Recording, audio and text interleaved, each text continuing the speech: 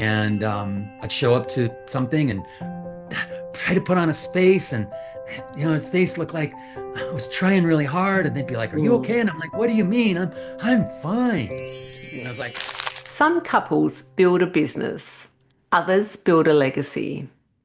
Today's guest, Brandon Barber, a master of coach, entrepreneur, and heart-centered leader who has formed and spent the past 25 years transforming lives and organizations around the world with his wife, Michelle. Together, they have created 100 courses, hosted hundreds of in person events, spoken on global stages, and generated more than 10 million in impact, all while staying rooted in faith, family, and purpose. Their story isn't just about success, it's about resilience, trust, and redefining what it means to thrive in a business and in life. Brandon, welcome to Positive Vibes and send our love to Michelle. "Thanks, Nikki. Thanks for having me here, and Michelle's here in spirit for sure." No worries. So, Brandon, you've built such a powerful story and such a powerful body of work together. But behind every success, there's an absolute huge journey behind that. Can you take us back to the early days and share what led you and Michelle into coaching? So I've been doing this for 25 years, Nikki. Michelle joined me 8 years ago. Mm-hmm. She was doing her own thing for a number of years. What got me involved in this whole thing 25 years ago was my all of my own struggles, my Mm. struggles and my issues that I would then overcome. We'd have a, I'd have a struggle, I'd have an issue, I'd build a course around it, I'd sell it to people, I'd overcome it, I'd build a course, I'd sell it to people, and I had this strong desire every time I'd have a struggle or an issue that I'd overcome, I wanted to help others. So that kind of led me into doing just that. Like, hey, when I have a struggle, the best way to overcome it is, or once I've overcome it, really the best thing in the world is to serve others Mm. and to contribute at a high level by helping them. So I think that's what led me into the coaching business. That, and I Mm. just wanted to do it. I wanted to help other people. Yeah, I love that you share your life experiences with others so they can actually thrive and succeed in life. So, Mm. at one moment of your life, a point in your lives, you've mentioned that you lost yourselves in work. What did that look like, and what helped you find your way back to that balance? Yeah, what we lost ourselves when we required a massive pivot in our business. In 2019, I got a cancer diagnosis, Mm. and then 2020, we all know what happened, and Mm. just redirected our entire business. Those two things back to back required a massive pivot on our end. And Yeah. what we did before we pivoted is we panicked. And when we panicked, we got desperate. And when we got desperate, we like overworked. We overshared, we overworked, we just got completely consumed and lost in our business. And we thought the answer was we just have to work a lot harder. So Mm. it was literally, 15-hour days. Like we would just get consumed with trying to figure out how to make our business work and how to sell it, how to Mm. communicate with others, how to give value, but at the same time, how do we stay afloat? So that was the consumption. It was in our pivot, and it was in our belief system that we had to work harder Mm. instead of smarter. Yeah. And What got us so, back, yeah. what brought us back to the whole building balance was just that, learning how to build our business in a way that just worked a lot more efficient and more smarter. We started to automate things.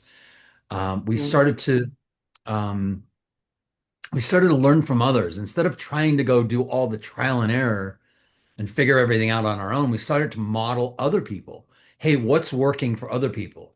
In 2020, we noticed all these individuals who were doing business like us, like in-person events, which shut down 2020 for us, they started to do this thing called virtual events. Now we all Mm. know what a virtual event is and everybody does it.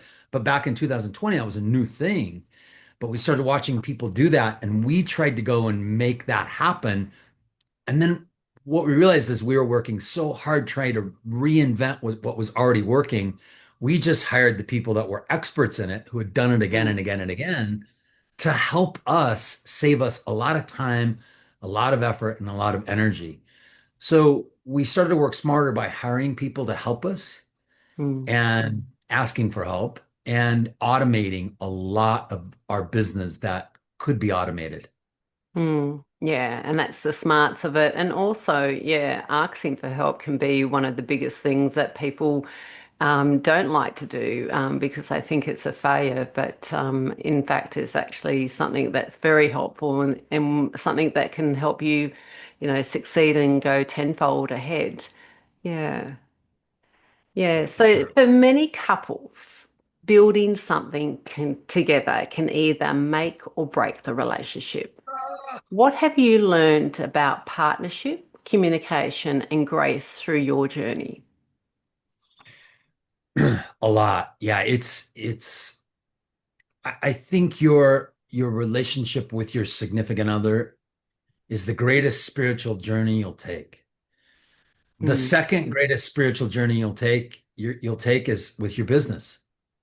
So you bring those two together into one environment, you're headed for a lot of growth, right? Mm. That's another way of saying that there's going to be pain, there's going to be difficulty, there's going to be struggle, and there has been. There Yeah. has been, but we know this. Discomfort, pain, struggle, that's the price of passion. So working with Michelle and us working together, I'm sure she ditto this, is that you have to learn how to communicate with the other person. It's like you're rowing a boat together out in an ocean, Mm. right? This is true of a relationship, but now you add a business on top of it. You literally have to remember that you're rowing a boat out in the ocean and the person next to you is just as important as you rowing that Mm. boat because if they stop rowing, you're in trouble. Now you're going in circles. Now you capsize. So it's taking care of them as well as taking care of yourself. And doing that together is critical. I mean, I had to learn how does Michelle like communication? How does she like things communicated to her? I Mm. couldn't just dump things and email things to her and just say, "Hey, get this, do this, handle this, get this." I needed to do it at times when I knew Michelle was going to be able to take it in. She knew to Mm. deliver information to me wasn't to come blast me with all of our ideas at once, but segment them out. So we had to learn how the other person communicated, and even more when we started building our business. Yeah, I love that analogy of rowing a boat together because you got to do it in sync to actually move it forward the right way together as well. Yeah, I love that analogy. So I Totally. just wanted to pick up on something that you mentioned before about cancer, which can be a major turning point. How did that experience reshape your outlook on life and business? Well, after I uncurled myself from a ball Mm. and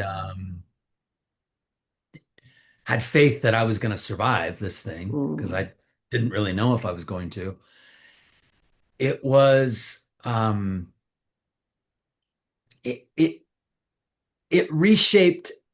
I'm not going to tell you that I woke up to everything immediately. What I was in is I was in a massive amount of fear. Mm. But what I looked at, my relationships dramatically different, and my relationships with my clients took on completely new meaning. Once upon a time in our business, we were trying to build an empire and make as much money as we could. And, maybe some people got left in the wake because Mm. we were building a business. After cancer, we realized, I realized I love I love helping other people. I Mm. love serving people. I love the contribution aspect of it. Yeah. I didn't do everything for free. I still had a business to run, but I didn't get so consumed by building an empire. I was more consumed with building an impact. Mm, And so changing lives and helping others versus just me becoming successful. I mean, that was a 180. That was a yeah. 180 in how I started looking at life. The appreciation I have for clients today, oh my gosh, I appreciate my clients so much.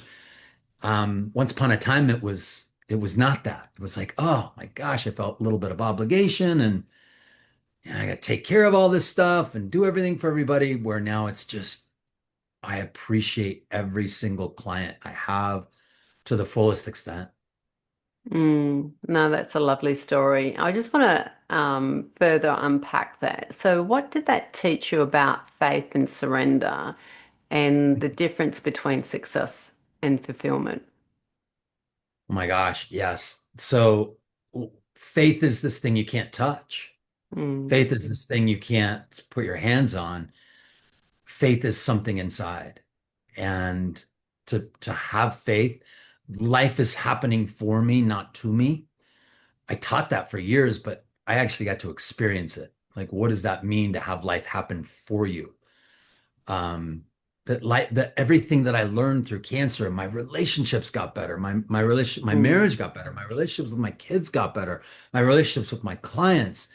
What I realized is I was learning and growing. Every struggle we have, every issue we have, as long as we can grow and learn from it, so that we can serve another human being.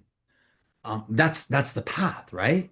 mm, I often find that most of my life, pain is the price of everything. Like we're going to go through pain over and over again. It's the price of passion. Pain is the price of our best experiences. When I ask people, "Hey, what are your greatest experiences on the planet?" They tell me things like childbirth and jumping out of an airplane mm, and swimming with sharks in the Great Barrier Reef or traveling around to some country by themselves, moving to some place, some of the greatest things in their life. They're telling me about this. Every single great experience that we have in our life has discomfort and pain. So mm, it is the price of us living this passionate, incredible life. But here's what I find some people do, and I did this for years too, is I did more than have pain, I suffered. mm, And suffering is a choice. Suffering is when we focus on what we've lost or what do we have less of or what we might never have. Cancer taught me to not suffer. mm, It taught me that pain was inevitable, but I didn't need to suffer because I could always come back to this question. What am I learning? How am I growing? So that I might be able to help my clients in the future. mm. And that was a game changer. It Yeah, didn't eliminate the pain, but it eliminated the suffering. yeah. Yeah, and it's always taking a different aspect of a negative experience and moving that into a positive experience and helping others and helping yourself through that. So, how did you and Michelle support each other through that transformation, not just as partners in business, but partners in healing? Mm.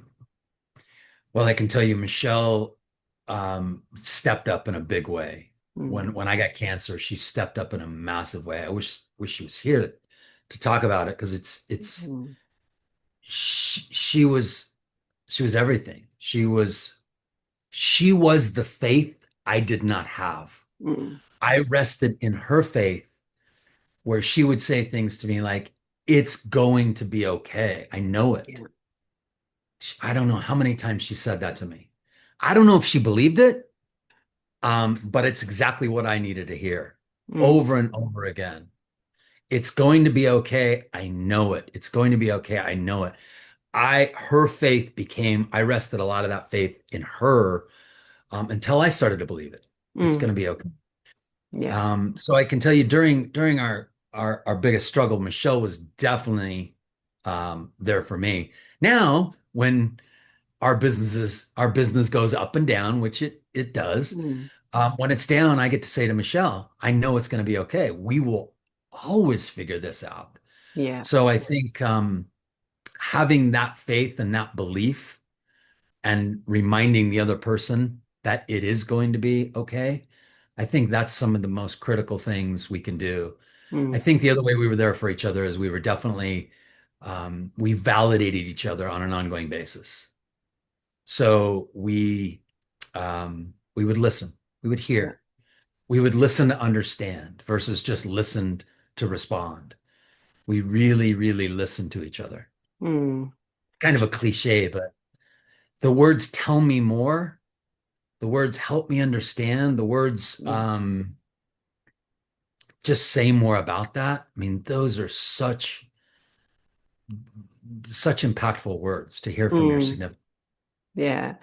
I must say, when you said that, in regards to it's going to be okay, everything's going to be all right, I got absolute goosebumps all over me because I often say that to people that I'm supporting, and I know there's others, majority out there would hold each other and you hold that space because it's so hard for that person that's actually dealing with the issue or the crisis at that time to believe. And sometimes you do lose your faith or you don't have trust, but the others hold that trust for you until you can actually rejoin it. And it's such a powerful healing tool to be there and hold that space for someone until they actually also believe and trust it and can get through that actual trauma in the first instance of hearing the news. So yeah, absolute goosebumps I got. Yeah. Yeah, it's so true what you say. Yeah, Mm. glad to hear that. Yeah. So one of your core teachings is about the trust of recession, how people only give 80% of themselves. What inspired that concept? Yeah, I mean, more than ever today, I think we're in a trust recession, right? It's Mm, the unfortunately, I mean, I love positive vibes because we need that so much because the bar that we've set for how mm, we treat people today, my gosh, I think that bar's on the ground. mm, Like it's not very high. And um people aren't as trustworthy. They just aren't. People aren't showing up to things. They're not buying as much stuff from people. They just don't trust as much in the world. And I think it's because a lot of it we don't know. Like we don't know. We are we being told something that's not true? What's real? What's not real? AI now. Is it AI? Is it not AI? mm, This something that's I don't even know if this is something that's factual. Is this story true? We get more information on a daily basis than a person received in a lifetime in 1900, and we don't even know if it's true. So, what is real? What's not real? What's fake news? What's real news? Who do we trust? Do we trust our governments? Do we trust other people? We are such in a trust recession that it is so important for us, if we have a business, especially to get that cooperation and productivity from another human being. Because mm, if we're not getting that, how do we ever sell anything? How do we ever teach anybody? How do we ever talk to anybody? I mean, if I'm not getting all the cooperation and productivity from my kids, how do I help my kids? mm, So part of getting that cooperation and productivity is practicing some of the things that I just talked about with what me and Michelle do. And mm, it's the art of validation. It's noticing. I think step one is noticing people, noticing by looking for the good in them instead of our survival brain likes to judge, right? I ask most people, I said, do you judge? They're like, no way. And I'm like, yes, you do. Your survival, yeah, all of our survival brains judge because it has to stay alive. So when we notice people and really look for the good, something happens. mm, The mirror neurons that are built within us feel safe. We are safe to people when we look for the good. We don't even have to find the good. We don't even mm, have to speak the good, but the act of looking for the good does something to our entire biology, our physiology that allows other people to feel safe. So mm, just there's sometimes I'll just look at Michelle and I'll think in my mind, I am your protector. I want to be your protector. I want to protect you from anything. I don't say a word.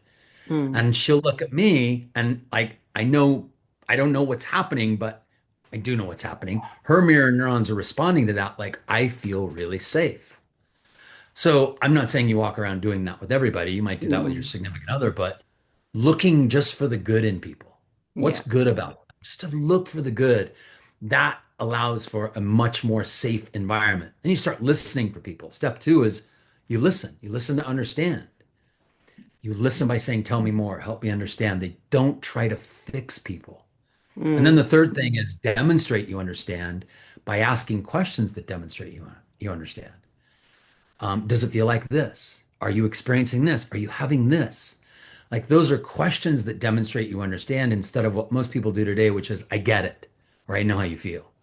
Mm. And I think when you use those three things, you open up cooperation and productivity, and people they're more trusting. They Yeah. relate, they're more trusting. You're open, you're vulnerable, and you get that cooperation and productivity that people are holding Mm. back crazy right now. Yeah, yeah. So it's really having that having that curiosity to ask a little bit more and not sort of validate in regards to that. So do you think that's why so many leaders and teams struggle today with trust? Yeah, I mean, I do. I think that's part of it. I think again, what we've gone through and what our society has gone through, I think is a lot of it. We're in information overwhelm. Mm, I mean, we're in information overwhelm and we're being attempted to be sold 82.1 times a day. mm, So studies show, right? I don't know where they yeah, get the point one, but that's a lot of selling in a day. yeah. Uh, what's accurate? What can we trust these people? Are they selling me something that's really going to serve me or help me? Is what they're doing beneficial? Is all the advertising helpful? What's going Mm, on in social media? Is that, I mean, are people saying what they can do, or is everybody lying? mm, I mean, it's just so there's so much uncertainty. yeah, That's that's what's that's that's what's holding um, I think that's what's holding people's cooperation and productivity back. yeah. And what can leaders and teams do to or do to unlock the next 20%, the 20% or the 19% that's missing? Yeah, I think it is the validation piece. Most important thing is the validation piece. Just simply noticing, listening, understanding. That's the safety. You can also bring more certainty to people. When you bring more certainty to people, I think when you show up more certain, they become more certain. If you Mm, think about two individuals, the person, if let's talk about two individuals that are in a conversation, the person with the most certainty has the most influence.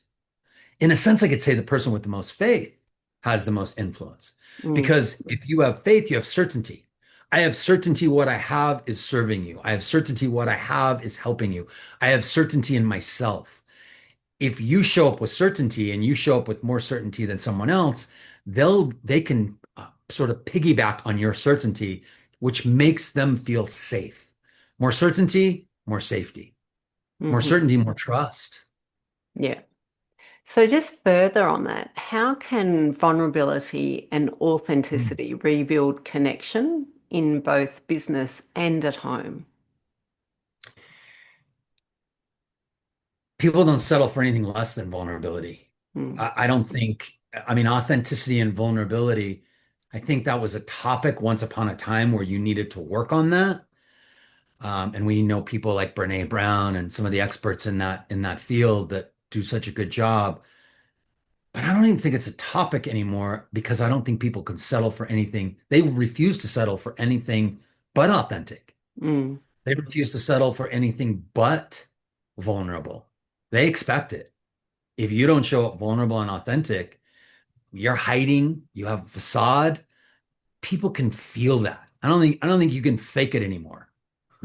I don't think as much as we try to fake it because we don't want people to judge us, I don't think you can. People see they see through it so well these days, and they're already so skeptical that unless you're vulnerable and authentic, they won't respond. Mm. You can't get them um engaged. They it's you must be able to be real. And for years, Yeah. I when I first got my cancer diagnosis in 2019, I didn't tell my clients, I didn't tell anybody for a year. I was worried my clients were going to say, he's weak. We can't hire him. He can't help us. So I withheld it for a year. And then I'll never forget the first time I told people that I'd been going through this. And it was like, I got more clients. I got Mm. more interaction. I got more trust. Um, because I wasn't trying to hide anything. I wasn't trying to show up. Sometimes I'd show up to a day of cancer treatment or a week of cancer treatment. I was exhausted. And I'd show up to something and try to put on a face, and a face looked like I was trying really hard, and they'd be like, "Are you Mm. okay?" And I'm like, "What do you mean? I'm fine." And I was Yeah. like, "No, I'm not. Like, I'm having real difficulty. I'm having a hard time because I really want to show up for all of you. But let me tell you what I've been through today." And they're paying me, so it's like, whoa, how in the world do I really be vulnerable? Because there's that fear of whatever, Yeah. and fear of Yeah. vulnerability is always fear of not belonging, being enough, being loved. Um, but I think I don't think people are going to settle for anything less than that today. Yeah. And you're right. I think society today and people today are actually learning more about how their energy feels. And again, when you're not being authentic and open and real, your energy vibe isn't open, and then there's a disconnect. But when you are open, they also open, because energy meets energy. So it's really, I think there's a little bit more going around, where people are understanding energies and know that it's actually scientific. It isn't woke stuff. It's actually scientific. If we look at the moon, it's, moves with energy. The tides move with energy. So yeah, it's really interesting, what you said there. So, just on talking about events, you've hosted over 300 events and reached out to thousands of people. When you look back, what stands out as the most meaningful thing that you've done by hosting all these? Well, I think, I mean, I love our events. I love being able to help people shift during an event. Mm. But what I love most about what we do today, when we help a person build a course, whether it's a coaching course, whether it's a real estate course, we have a client right now who is in real estate and he wants to leave a legacy for his kids and his grandkids. And what he wants to leave is the ability to all of his real estate that he's got. I mean, he wants to give them the ability to sustain that. Mm. And what we do is help him build a course, which he can then give to them and everybody else on the planet that wants to learn more about real estate and how to do this. So, what we're doing is we're helping another individual who's then going to help Mm. many other individuals. So, that's the most rewarding thing about what we do today. And the most fulfilling part is when we work with people in our events and our workshops, we're helping them to go out and help so many other people because Yeah. we know what a course is going to do for everybody else on the planet. Yeah. That's the biggest thing I get from all of our events that we do and everything that we give to people is that I know our contribution is going to be spread, which Yeah. is ultimately what we all want, believe Yeah. it or not. We ultimately want to be contributors. Yeah, it's that true butterfly effect or that ripple effect. By just helping one person, you could help thousands, and you don't even realize how far your effect will help people. Yeah, absolutely love that. So, how do you stay grounded and align with your faith while leading at such a high level? I use I have protocols. So what when I call something a protocol, It's a sacred protocol. And what makes it sacred is that it's good for me and it's good for the world. It's also sacred because I have to sacrifice something. So my protocols are things like exercise, Hmm. proper nutrition, um, uh, yoga, restorative yoga, or glorified way of saying stretching an old body, um, uh, meditation twice a day, um, cold plunging at least 2 or 3 times a week. Wow. These are my protocols, and this is good for me and good for the world because if I do them, I'm a much better person to my wife, my kids, all of my clients. I have to sacrifice something. Fear, time, effort, maybe old ways of thinking.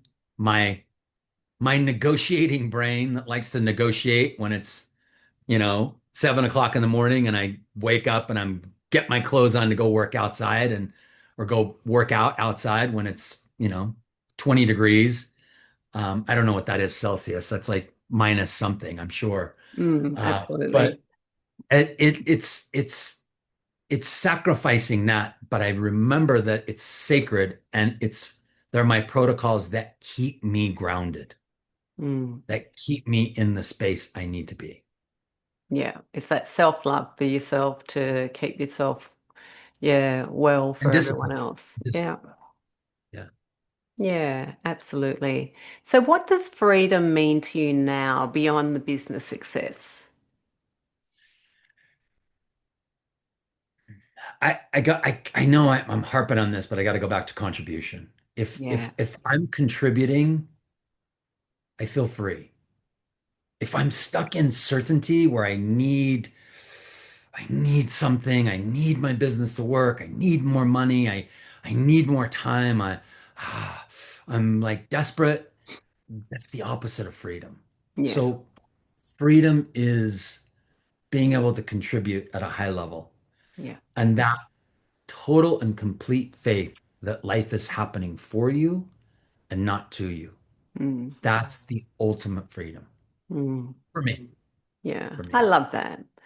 So you teach about the misogyny method, which is an idea of intentionally seeking discomfort to grow. Can you Mm. explain what it means and how it shaped your life? Oh my gosh. Yeah, a masogi. A masogi is in samurai times, back in the samurai would do a masogi. It was a cleansing. They'd go stand underneath a waterfall and cleanse themselves and do meditation and all sorts of other rituals before they went into battle. So the masogi was the process of the cleansing plus the battle. That's the masogi. Today it's used in more of it's doing something difficult on purpose, doing something challenging on purpose to clear away any of the residual garbage that you don't need, which you could say is part of the stuff that holds you back from being vulnerable. It's the facade. Yeah. It's the ego, right? We all need some sort of ego to some degree, but it's stripping away that. So voluntarily doing things that are hard, voluntarily doing things that are difficult, voluntarily I'm calling myself to my next adventure. And instead of waiting for life to give me difficulty, I Mm. volunteer for it. I show up and do difficult things. And it could be something as simple as, I go hike a mountain that's 10 miles and it's going to be very challenging. I don't know if I'm going to make it 10 miles without, my Yeah. back falling apart or whatever. Like that's a masogi to me. Yeah. Or it's having a difficult conversation with my wife Mm. about some way I feel in the relationship. It's having healthy conflict. That's a masogi. That's Mm. a daily masogi for me when I need to have healthy conflict with my wife or my kids. Or a masogi can be taking on your business and Hmm. recognizing when you've hit a plateau and shifting and investing in something that you may need to invest in to get help and doing something where you're changing things up, doing it different. Those are masogis. And when you Yeah. welcome a masogi into your life, that's when you have more and more and more great experience and more transformation. When Mm. you fight, when you fight, it's Yeah. what you resist persists. We all know that's a rule. So when you fight it, you're bypassing. Yeah. You're bypassing what needs to happen already. Yeah. So what's a recent misogi moment that pushed you out of your comfort zone and led to transformation? Yeah, we got to pivot in our business again. Mm. So we pivoted in our business a few times. I guess this is the big one, but about a year ago, we had to really shift how we were doing things. We were very heavily focused in the mindset arena about with helping people. When we started helping people build courses, I mean, this is literally a year ago that we started um, to create this process where we're literally helping another individual create their own course, pull out their genius within them. That was a totally different way to approach our business. That was something new. All of a Mhm. sudden, we were marketing differently. All of a sudden, the words we were saying to people were different. All of a sudden, the people that we were working with were different. We had Mm. to approach a different audience. We had to use different words. I mean, it felt confusing. And I think what happens to the brain is confusion to the brain means bad. Mm. And what I've learned, especially over the last year, is confusion actually equals good. There's Mm. clarity. It's the way that your brain tells you that things need to change. Confusion is the thing that tells us that we need to seek clarity and not to stop knocking at the door of confusion, if you will. Mm. Keep knocking, because there's clarity on the other side and we need it to grow. And if we're Yeah. not growing, we're dying. So Yeah. I have a plant in front of me that's dying and it's clearly dying. I need to give it some water. It's either growing or dying. We're not. Mm. I think our bodies, our homes, our business, our relationships, it's in decay. So we always need to be taking care of it. Yeah. If we just leave it, it's in Yeah. decay, it's death. So growth is consistently nurturing our body. And Yeah. my home was built in 1929. I better take care of it or it's just going to fall apart. Yeah. So I got to keep it up to shape. My body, if I don't take care of my body, same thing. If I don't take care Yeah. of my relationship, same thing. If I don't take care of my business, same thing. So we make investments into our body. We make investments into our relationships. We make investments into our business. Mm. We make So how invest. can everyday people start practicing that even in a small, simple way? One protocol today, one thing today that's a non-negotiable, one thing today that's going to serve you and the world around you because you will become better. What's one thing you can do that you will be consistent, that you will no longer let brain negotiate? It's like, I need brain, I need you on board with this. We are doing this, we are taking action. And negotiate, it's not up for negotiation. It's sacred. One thing. Most people get stuck and they try to do five things. I mentioned multiple things, but it didn't start with multiple things. It started with one thing for me. It started with exercise every day. Mm. That's it. 20 minutes of exercise every day. That became a protocol for me. And then it led to other things that I started to do. So, what's one thing that would benefit you physically, mentally, emotionally, spiritually, that would benefit the world? And don't let your brain negotiate it anymore. You make a decision that it's something that gets done every day. Yeah. Some people And already do that. They yeah. have things where maybe they tell their kids they love them every day. I'm not letting one day go by without telling my kids I love them. That's a protocol. Yeah. And what's something that you could even what's another protocol that you could institute in your life that would be a game changer if you did it? Yeah. And do you and Michelle have a daily ritual or protocol that keeps you connected as a couple? She'd have to answer what her protocol is with me. My protocol with her is to at least notice something good in her and then tell her every day. Mm. And then I also I either ask her this or I send her a text every day that says, how can I support you today? So there's every single day something I notice can just be, I love the way she looks in those pants. It could be something that she does that's really amazing. And then asking how I can support her every day. Hmm. Lovely, lovely. And Brandon, do you have a phrase or a mantra that inspires you as a leader? Oh my gosh, so many. Mm, Hoka hey, that's Native American for it's a good day to die. Not meaning that it's like I'm living to my fullest. yeah. Um, I'm a dealer in hope. It's one of my favorites. What else? What Love else that is one. um, I something I do every day? I say, don't eat, watch, or do anything that's going to make me feel worse. Mm. Um, that's a good one. Yeah, I like that. Mm. In my relationship, it's chase the crown, not the queen. Yeah. Um, the bigger perspective of everything. So Yeah. there's Yeah. there's a few I draw. Yeah, they're all good ones. And what does positive vibes mean to you in this season of life? Positive vibes to me means living with awareness of Mm, yourself, awareness of yourself and awareness of others. And I love how you talked about, hey, we used to call this thing energy. Now it's science. It's real. mm, How we treat other people, how we treat ourselves.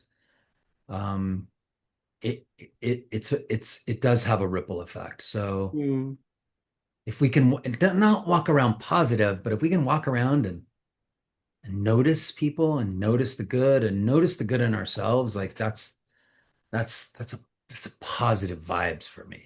mm. Yeah, love that. So, Brandon, you've lived so many different chapters from adversity to abundance. What would you say to someone listening who feels like they are at their breaking point right now? Well, first thing I would say is tell me more, Mm, help me understand. I would want to understand them, but I would ask them if their focus is on they've lost something, what they have less of, what they're feeling like they might never have. I know at my breaking point, I lost my mojo, I lost my confidence, I lost my ability to talk to people, um, I lost my certainty that I was going to live. I had less energy, I had less time, I had less money, and that became my focus. mm, And so I felt like I would never have that get back. That's a form of suffering. mm. So in order to fix that, I would stop focusing on what I had less or lost. And I would start asking myself, what am I learning? How am I growing so that I might be able to help somebody in the future? Yeah. What am I gleaning from this? What value am I getting? Because now all of a sudden you're attaching meaning to your pain. And when there's meaning in your pain, you're not suffering. I'm not going to tell people they're not going to have pain because they are. I have pain Mm, all the time. It's inevitable. But I think differently about pain today than I used to. yeah. Um, Pain is an actually it's okay. It's a good thing. So Mm, I would want to help people get out of suffering by getting rid of the less and the loss and the never and focusing more on their ability to learn and grow within whatever's going on right now so that they might be able to serve another human being. absolutely. Absolutely. And what legacy do you hope your work leaves behind, not just in business, but in hearts? Yeah. Oh my gosh. Yeah. I used to think about my legacy as being how many people showed up to my funeral. Um, and now my legacy is more about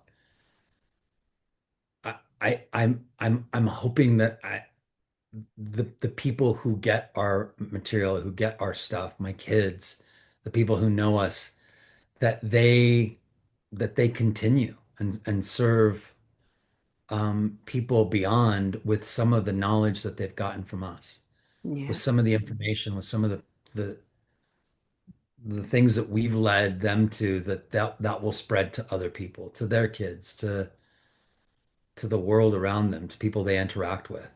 And there's nothing better than watching one of my kids interact with somebody, look for the good in somebody, validate someone, notice Mm, them, knowing that, hey, I gave you that, and mm, now you're carrying that on. yeah, That's legacy. That's legacy to me. yeah.